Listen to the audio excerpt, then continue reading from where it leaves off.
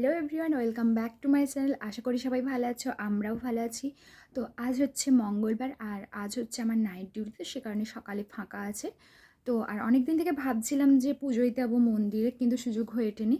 তো আজকে যাব ভেবেছি, সেই কারণে চলো সকাল সকাল উঠে পড়েছি। আর সকাল নয়, যদিও 8টা বাজে। তো এবার আমি রেডি হয়ে তোমাদের সাথে দেখা হচ্ছে।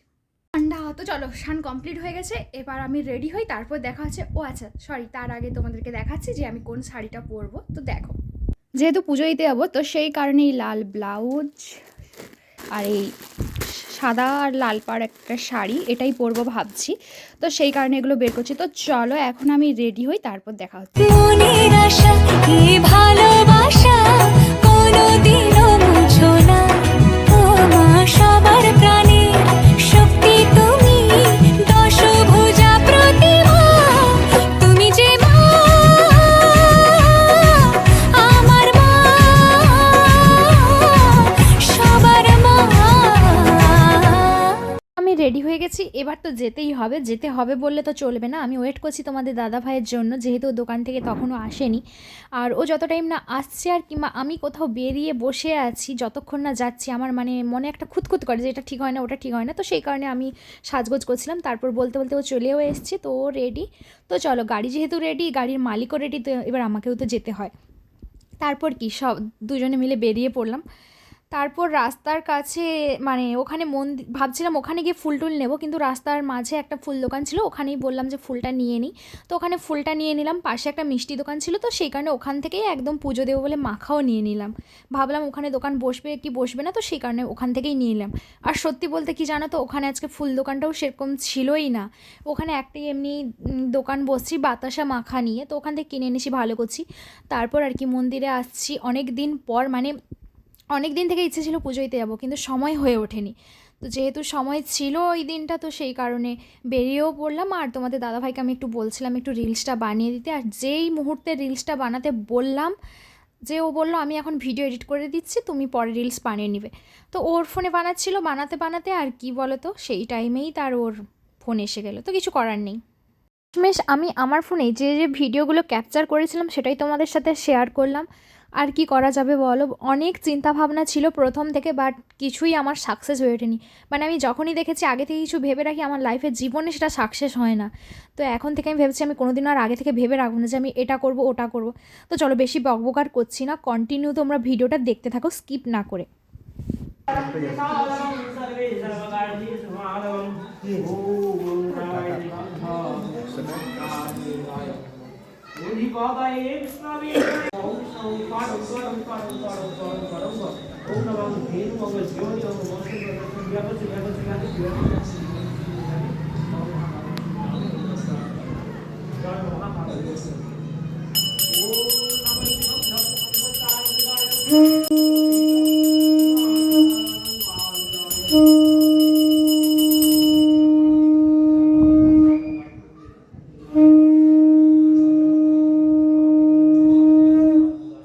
তো পুজো শেষ হয়ে গেল, আর এখানে আমি তোমাদের সাথে এইগুলো শেয়ার করছি। এগুলো না যাদের সওয়া থাকে তো তারাই এখানে মন্দিরে দান করে, সেগুলোই ভালো লাগলো বলে তোমাদের সাথেও শেয়ার করলাম। আর পুজোতে আজকে সেরকম ভিড় ছিল না, কারণ আমাদের আসতে অনেকটাই লেট হয়ে গেছে, প্রায় 11:30 বেজে গেছে। তো সেই কারণে খুব বেশি ভিড়ও নেই, দু একজন ছিলাম। আর এখানে কিন্তু শনি মঙ্গলবারে বেশি ভিড় হয় না, বেশি ভিড় কিন্তু রবিবার করেই হয়। তো যেখানে যেই রকম নিয়ম, কিন্তু আমরা সকলে জানি যে কালী পুজো মানে শনি মঙ্গলবারে হয়, কিন্তু এখানে উল্টা রকম দেখলাম, এখানে রবিবার ভীষণ ভিড় হয়। এরপর যদি কোনো দিন সম্ভব হয়ে থাকে যে রবিবার আমি পুজো দিতে গিয়েছি, সেদিন আমি তোমাদের সাথে শেয়ার করব যে কী পরিমাণে ভিড়টা হয়ে থাকে।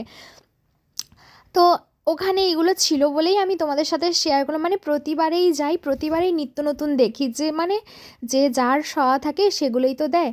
মানে এমন কোনো নয় যে এটা দিয়েছে এটা 1 বছর টানা পড়েছে, সেরকম কোনো ব্যাপার নয়।